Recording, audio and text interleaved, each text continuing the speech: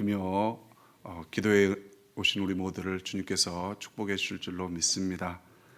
기도하는 대로 응답받는 이 시간 되기를 간절히 소망합니다.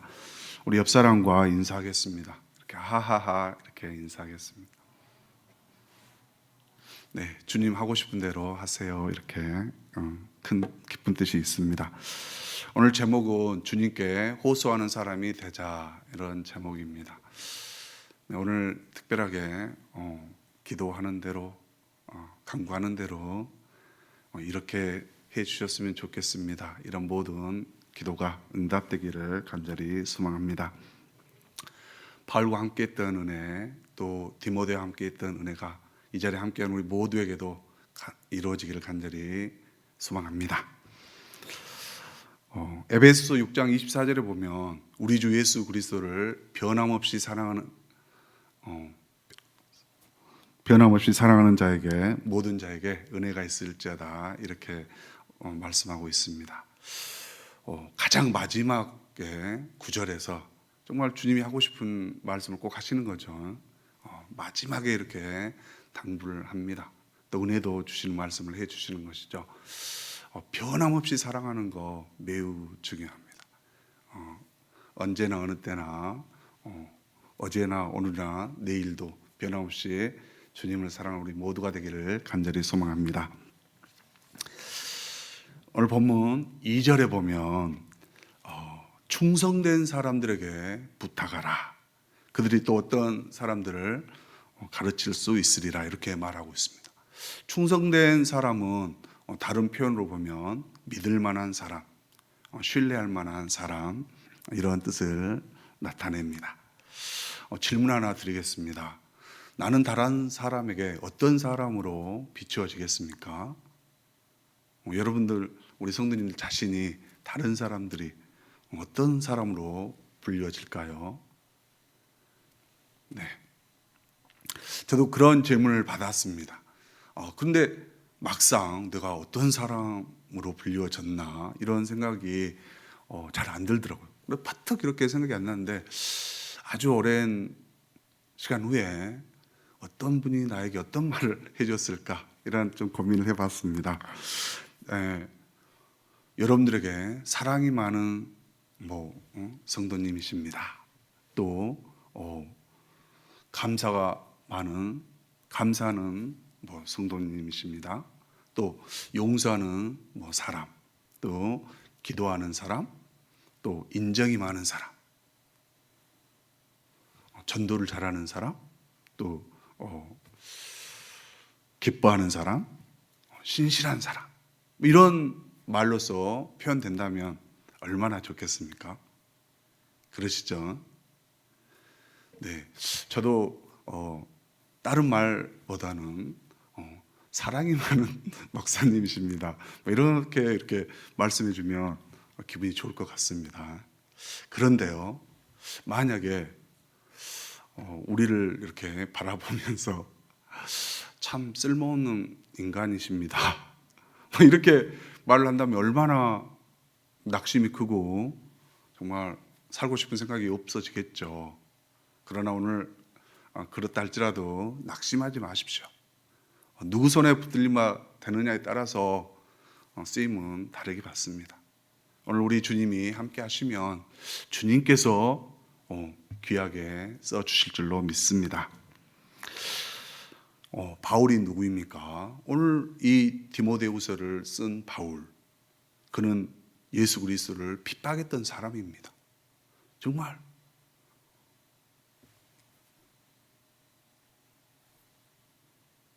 값어치 없었던 일을 했던 사람이죠. 우리가 생각해 보면 그러한 바울도 예수님께서 사도로 만드시는 것입니다. 예수님을 만나면 그렇게 되는 것이죠. 바울은 처음에 예수님을 다메섹 가는 그 도상에서 만났습니다. 그랬지만 사도들도 그를 만나기를 꺼려했습니다. 그는 자신이 옛날에 했던 일을 몰랐었습니다. 예수님을 믿는 자는 죽여야 되겠다, 그렇게 하고 열심히 예수를 핍박했던 사람입니다. 그랬던 사울을 왜 나를 핍박하느냐 이렇게 말씀하시면서 다가왔던 우리 주님이 그를 은혜를 베푸사 이방을 전도하는 사도로 세워주셨습니다. 바울만 변화시키겠습니까? 우리 주님은 저도 또 이 자리에 계신 우리 성도님들도 정말 죄인으로 죽을 수밖에 없었고 은밀히 그 지은 죄가 너무나 많아서 얼굴을 들 수 없을 정도의 삶을 살았다 할지라도 주님이 또 함께 하심으로 변화시켜 주실 줄로 믿습니다. 디모데후서는 바울이 13번째 쓴 서신서입니다. 바울이 디모데에게 쓴 편지죠. 순교하기 바로 전에 쓴 편지입니다. AD 67년경에 그 마지막 감옥을 2번 갔었는데요. 1차는 60년부터 62년에 1차에 갔었고 또 2차는 66년부터 68년 2차에 갔습니다. 그래서 2차 때 마지막에 이 디모데에게 편지를 쓰는 것입니다. 바울이 그 죄수로 있었던 감옥은 마메르티노 감옥. 근데 그 감옥 속에서 이제 편지를 쓰는 거죠. 겨울이 오기 전에 디모데야, 가죽 옷을 가지고 오너라. 이걸 살펴보면, 읽으면서 보면 참 어쩌면 변변치 못한 그런 옷을 입고 있었구나 이런 생각이 듭니다. 또 함께 있는 자가 오네시보로와 누가가 있었다 이렇게 말합니다. 1차 그 가택연금 때는 많은 사람들이 바울을 찾아왔었습니다. 근데 2차 이때는 다 떠나고 2명이 바울 곁에 있습니다. 그동안 이제 우리 바울 사도는 많은 선교를 하면서 복음을 전하면서 정말 모진 고난을 당했죠. 이제 이 유언처럼 남긴 서신이 베드로 후서입니다. 마지막에 누구를 생각하고 있습니까? 정말 사랑하는 아들, 신실한 자, 이 디모데를 생각하고 있습니다. 우리들도 이렇게 어려운 데 처하면 누가 생각납니까? 네, 오늘 한번 곰곰이 생각해 보시고 다른 분이 어려움에 처했을 때 우리들을 한번 생각해 줬으면 좋겠다. 이런 간구를 한번 했으면 좋겠습니다. 차가운 그 감옥 속에서 디모데를 생각을 합니다. 디모데가 누구입니까? 디모데는 1장 2절에 보면 사랑하는 아들, 오늘 또 2장 1절에 보면 내 아들 이렇게 말씀하고 있습니다. 또 그리고 빌립보서에서 보면 빌레몬서에는 형제라고 이렇게 소개를 합니다.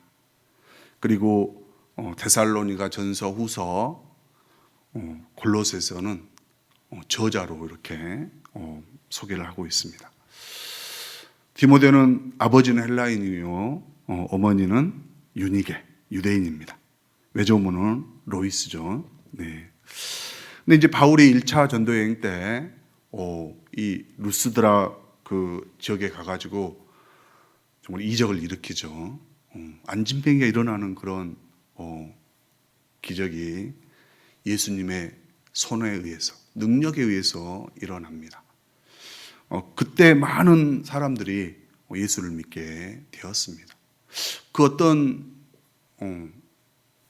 그 내용을 이 디모데도 듣고 있었을 것입니다.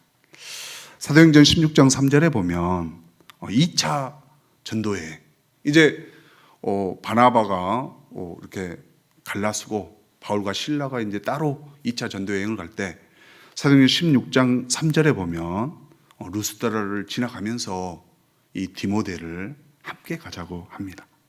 이때부터 바울 사도와 이 디모데는 함께 팀워크를 이뤄서 사역을 하고 있습니다. 근데 이 바울 사도가 디모데를 얼마만큼 사랑했는가? 피도 나누지는 않았지만 정말로 사랑했던 것을 우리가 성경적으로 표현해 본다면 이렇게 표현할 수가 있을 것입니다. 그리스도께서 교회를 사랑하시고 그 교회를 자신을 주신 것 같이 했다. 이렇게 말씀이 에베소 5장 25절에 아내들에게 하는 말 중에 이런 말씀이 있습니다. 그리스도께서 사랑하시고 자기를 그 교회를 위해서 자신을 주신 같이 귀중한 그 교회를 에베소 교회를 디모데에게 맡깁니다. 그 정도로 디모데를 사랑했습니다. 정말 귀한 것을 맡기신 거죠. 네. 오늘 본문 1절에 보면 예수 그리스도 안의 은혜 가운데서 강하고 내 아들아 예수 그리스도 안에 있는 은혜 가운데서 강하고 우리에게 힘 주시는 분이 누구십니까? 예수님이십니다. 예수 안에 있는 은혜 가운데서 강하고 예수 안에 계시면 힘을 얻는 것이죠. 우리가 나약하고 힘이 없고 할 수 없고 능력이 없다 할지라도 예수 안에 있으면 예수님께서 힘을 주시는 것입니다. 사람이 운동을 열심히 해가지고 튼튼해지고 열심히 지식을 쌓아서 많은 것을 얻었다 할지라도 강해지지 않는 것입니다. 분명하게 예수 그리스도 안에 있는 은혜 가운데 있을 때 힘이 있고 강건해지는 줄로 믿습니다. 예수님 안에 있다는 것은 하나님의 말씀 안에 있다는 것입니다. 우리가 여호수아서를 보면 모세가 이제 죽고 나서 여호수아가 이스라엘 백성들을 인도해서 가나안으로 들어가야 됩니다. 근데 그때 여호수아가 정말 연약하고 두려워 떨고 있죠. 그때 말씀에 뭐라고 하십니까? 강하고 담대하라. 두려워 말라. 놀라지 말라. 이렇게 말씀하지 않습니까? 내가 너와 함께 하리라. 내가 어디를 가든지 너와 함께 하리라고 말씀하시는 것입니다. 이것은 말씀이세요. 하나님께서 말씀으로 함께 했을 때 그 말씀에 의해서 여호수아가 강건하게 되는 것입니다.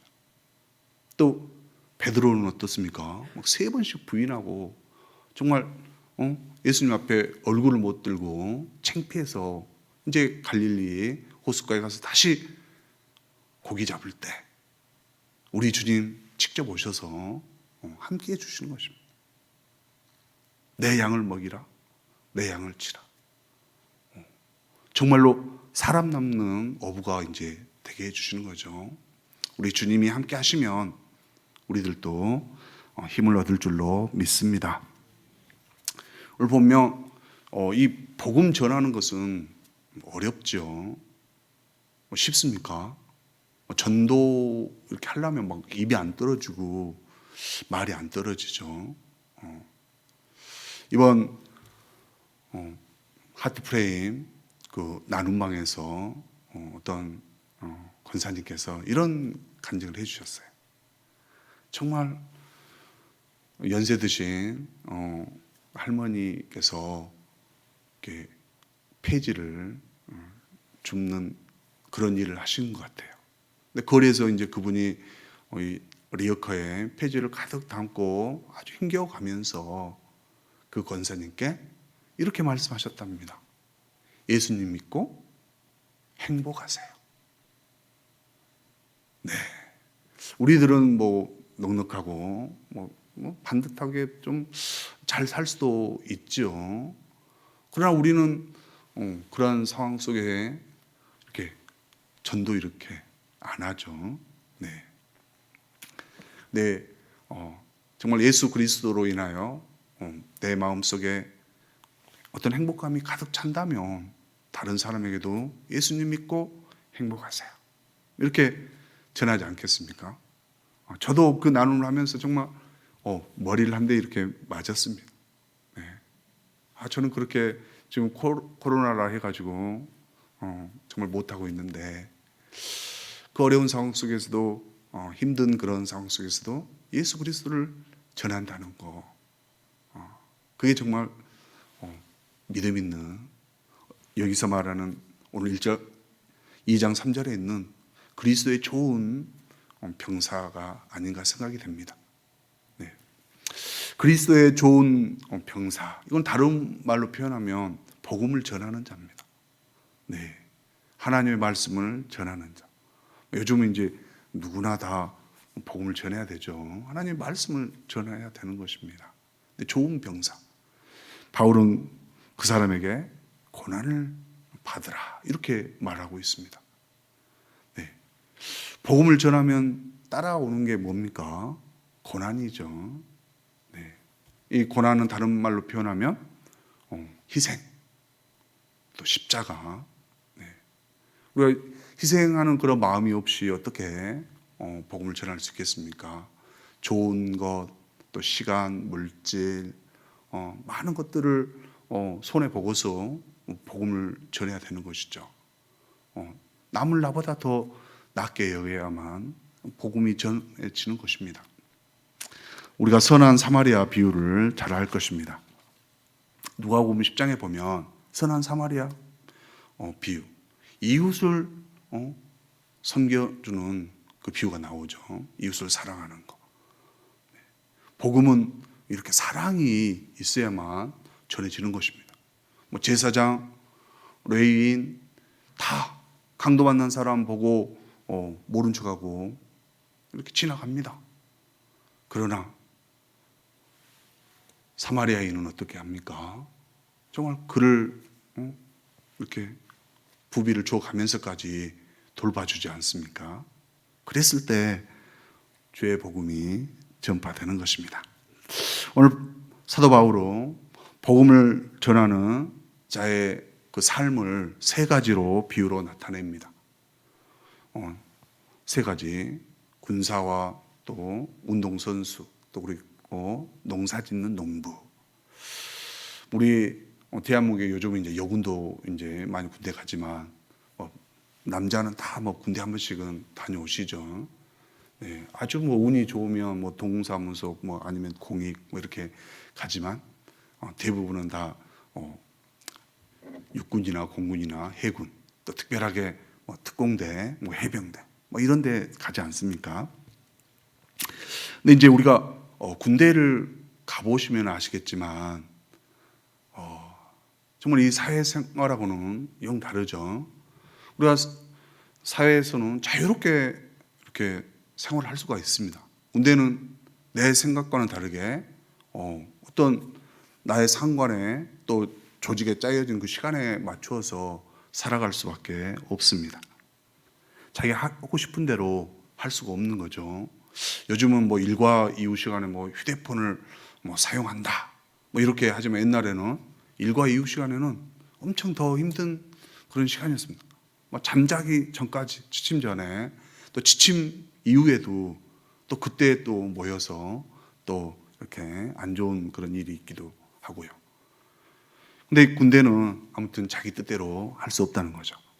제가 군대 얘기하니까 또 어떤 분들은 저 목사님 군대 안 갔다 온 것 같은데 이렇게 할 수도 있지만, 제가 부산 해운대 53사단 훈련소에 거기로 이렇게 입대를 했던 사람입니다.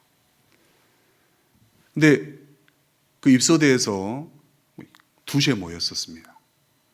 근데 입소대에 이제 그 부모님들이 이렇게 전성을 온 그 이제 병들이 있죠. 이제 그 병들이 안 보이는 그 밤 모퉁이를 넘어서부터는 정말 나의 몸은 저의 몸이 아닌 것 같았습니다. 네, 정말 명령에 순종할 수밖에 없었고, 정말 시키는 대로 다 할 수밖에 없습니다. 내 의지와는 관계가 없습니다. 나쁜 일도 막 했던 것 같아요. 그때 이 훈련소까지는 한 4km 정도 되는 이렇게 논을 통과하는 그런 도로가 있었거든요. 그 도로 위에 수리탄. 이렇게 하면 수리탄 하면 어디로 가야 되겠습니까? 수리탄이 안 터지는 논으로 들어가야 됩니다. 농작물이 다 뭐 이렇게 망가지고 이런 건 아무 관계 없는 것 같아요. 거기에서 들어갔다가 또 뭐 논에 수리탄 하면 또 이렇게 도로로 나오고 이렇게 해서 4km를 거의 뭐 정말 포복하면서 갔었습니다. 근데 먹을 것도 이렇게 안 주더라고요. 저녁이 됐는데 정말 물이 없어서 정말 목말랐던 기억이 납니다. 저녁 취침할 때까지 물을 못 마셨습니다. 지금 여기서는 뭐 좀 목이 마르면 어떻습니까? 정말 말씀 중에도 이렇게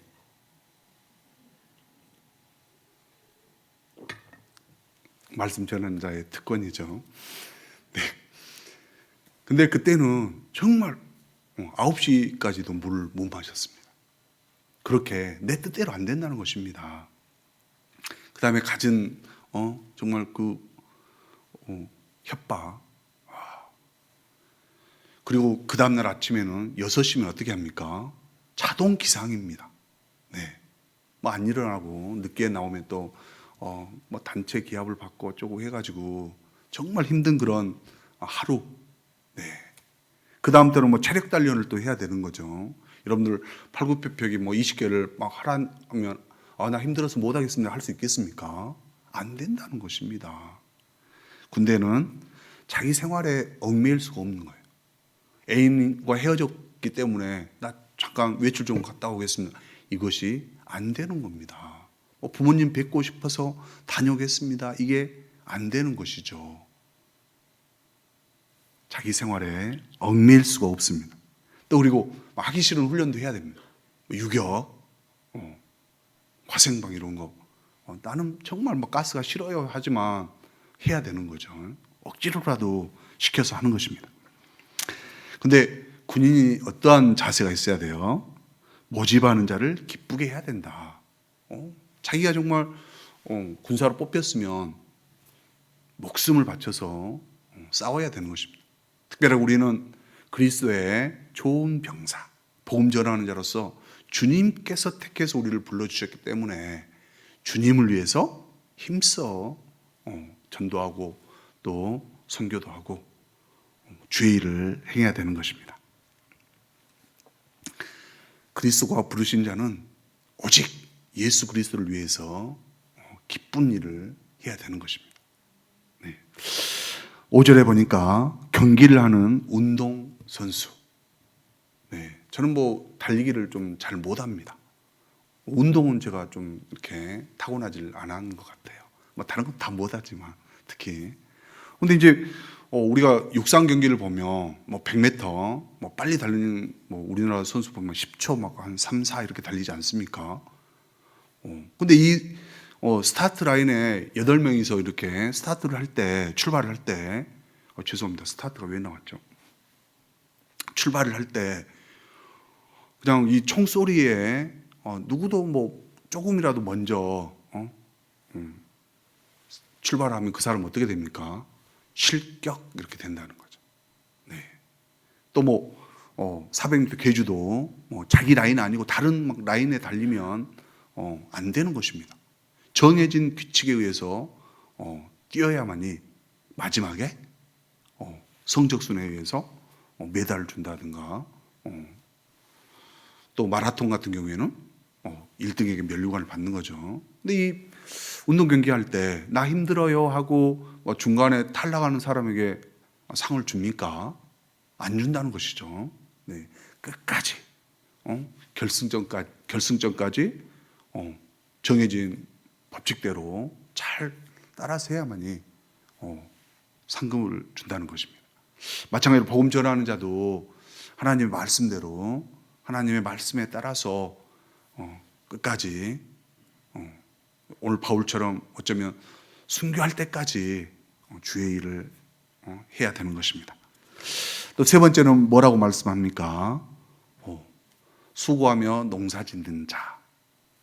저는 농부의 아들로 태어났습니다. 네. 그래서 어려서 농사는 어떻게 지는가 눈으로는 좀 알고 있습니다.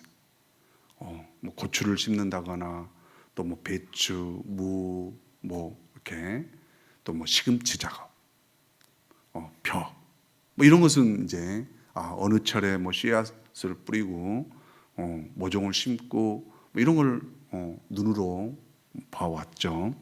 근데 자기가 수고하지 않고 열매를 거둘 수는 없다는 것입니다.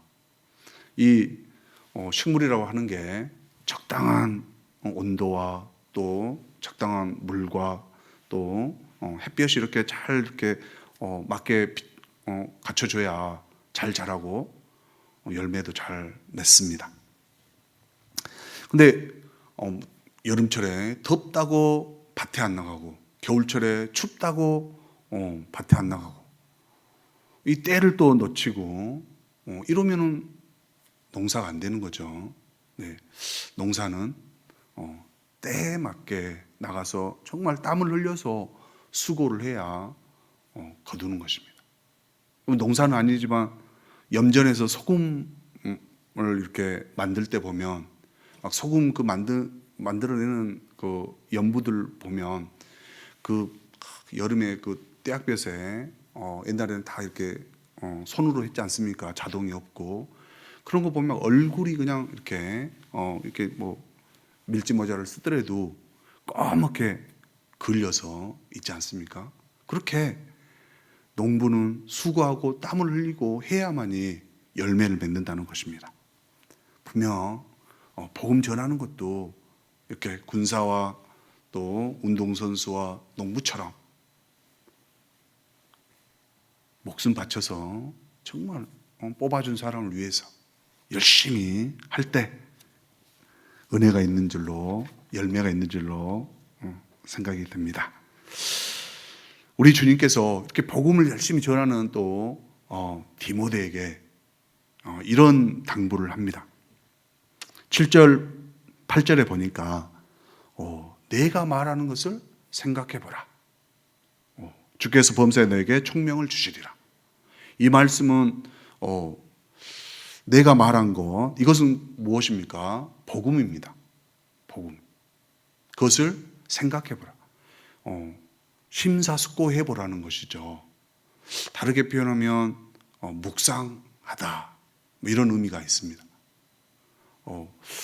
여호수아 1장 8절에도 보면 율법책을 묵상해라. 그리고 그것을 내 입에서 떼지 말고 행해라고 이렇게 말하지 않습니까? 그랬을 때 하나님께서 함께 하신다는 것입니다. 우리 시편 1편에도 나오죠. 오직 여호와의 율법을 즐거워하며 주야로 그것을 묵상하라 이렇게 나오지 않습니까? 그랬을 때 시냇가에 심은 나무처럼 열매를 맺고 그 입이 무성하고 하는 모든 일에 형통한다 이렇게 말씀하고 있습니다. 어떻게 해야 됩니까? 묵상해야 됩니다. 하나님의 말씀, 그리스도 예수 안에 있는 그 은혜 이게 강하게 우리를 하는데 그것은 곧 하나님의 말씀입니다. 그랬을 때 우리가 복음을 잘 전할 수 있는 것이죠. 우리가 11절, 12절, 13절 보면 12절 보면 정말 그랬을 때 우리에게 주는 유익이 있습니다. 미쁘다 이 말이요. 우리가 주와 함께 죽었으면 주와 함께 살겠고, 네, 우리 진리 안에서 이 미쁘다 이 말이라는 이 진리, 정말 언약의 말씀 안에서 우리가 예수 그리스도와 함께 죽으면 예수 그리스도와 함께 사는 것입니다. 또 참으면 함께 왕노로 따리라. 또 우리 주 예수 그리스도를 만약에 우리가 부인한다면 주도 우리를 부인한다고 말씀하지 않습니까? 우리가 끝까지 예수 그리스도를 부인하지 않고 참고 인내하며 나아갔을 때 주님은 약속하신 그 멸관을 우리에게 주시는 것입니다. 우리가 어려운 일을 당하거나 낙심하고 절망 속에 있고 어떠한 아픔 가운데 있다 할지라도 힘을 낼 수 있고 정말 새롭게 시작할 수 있는 것은 오늘 13절 말씀입니다. 우리 함께 한번 읽어보겠습니다. 시작. 우리는 미쁨이 없을지라도 항상 미쁘시니 자기를 부인할 수 없으시리라. 아멘. 네. 이 말씀은 우리는 신실하지 않다는 것이죠. 막 정말 손바닥 뒤집듯이 마음이 변할 수도 있습니다. 오늘은 주를 뜨겁게 사랑하고 내일은 식어가지고 예배도 참여 안 하고 정말 그렇게 또 방황 속에 있을 수도 있지만 우리 주님은 신실하신 언약의 하나님이십니다. 미쁘신 주는 항상 미쁘시다. 항상 신실하시다는 것입니다. 주의 말씀은 변함이 없습니다. 약속된 말씀은 말씀 그대로 이루시는 것입니다. 그 하반절 보면 자기를 부인할 수 없으시다. 네. 이 말씀은 약속을 한 것을 어기지 않는다는 것이죠. 네. 오늘 우리가 성경 말씀을 보면서 힘을 얻을 수 있는 것. 정말 바울이 그 차가운 감옥에 있으면서도 힘을 얻을 수 있는 것은 주님께서 약속하신 말씀 의지해서 힘을 낼 수 있는 것입니다. 예수님과 함께 죽고 예수님과 함께 영원히 사는 것이죠. 또 예수님께서 약속하신 면류관을 분명히 받을 줄로 믿었기 때문입니다. 오늘 우리에게 주신 말씀들이 많이 있지요. 저는 에레미야서 29장에 보면 이런 말씀이 있죠.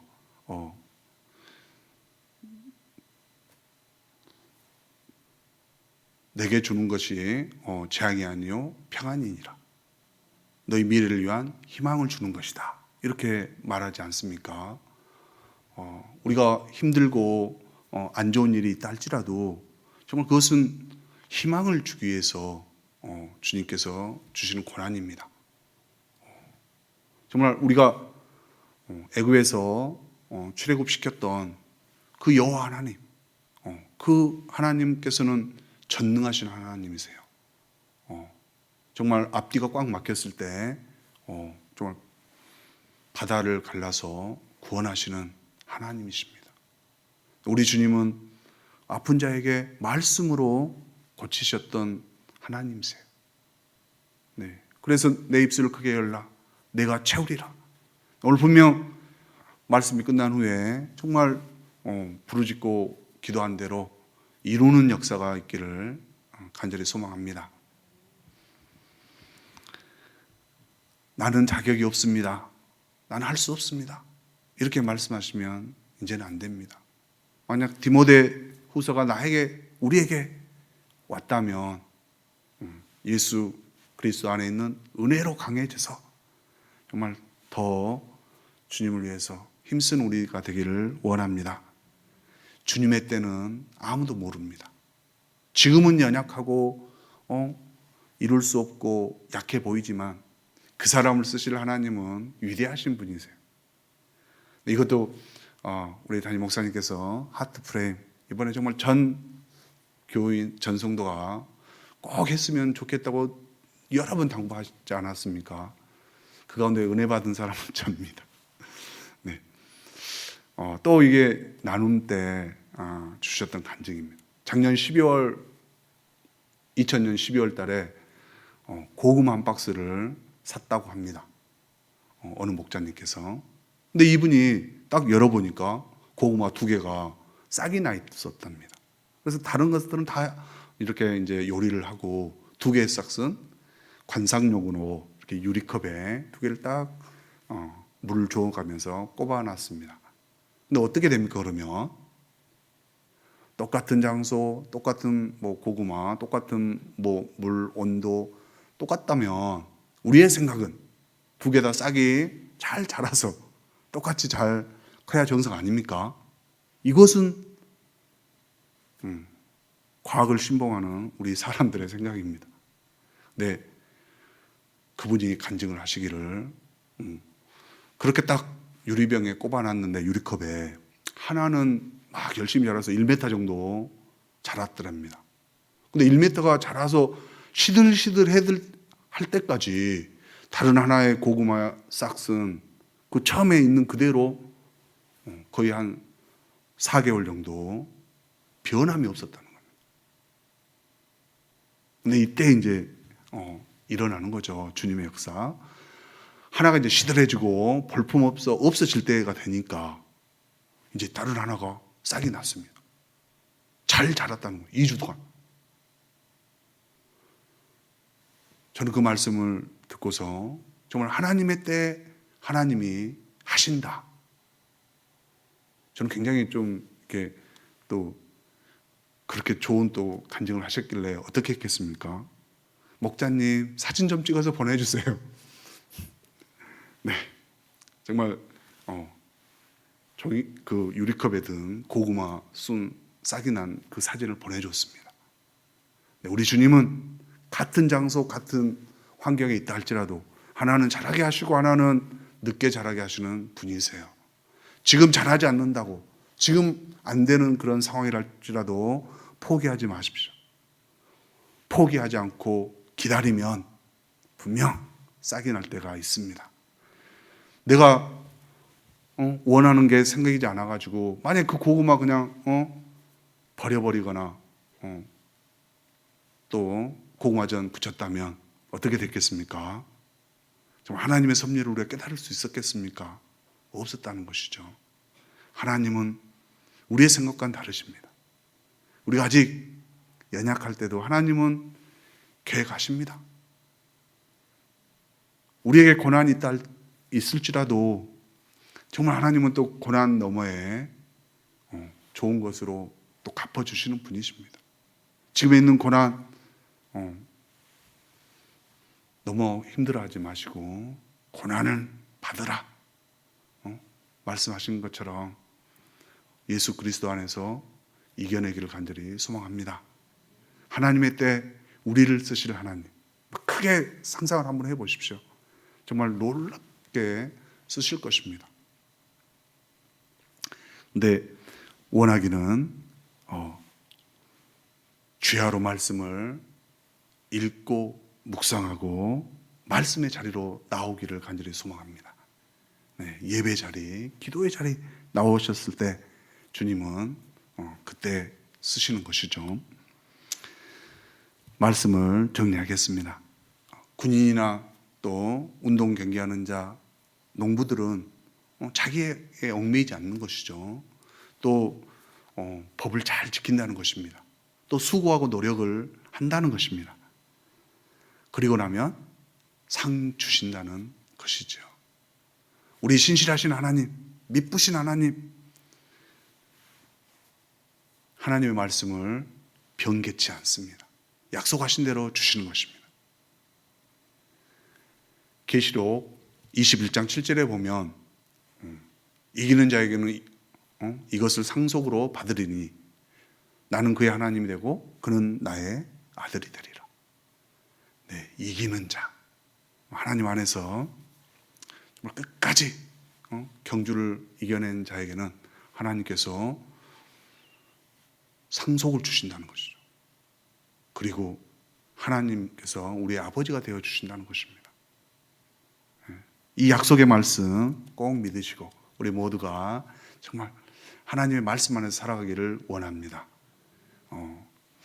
사랑하는 성도 여러분, 다른 사람의 복음을 전해서 그 사람이 또 다른 사람을 가르칠 수 있도록 우리가 충성된 자로 서기를 간절히 소망합니다.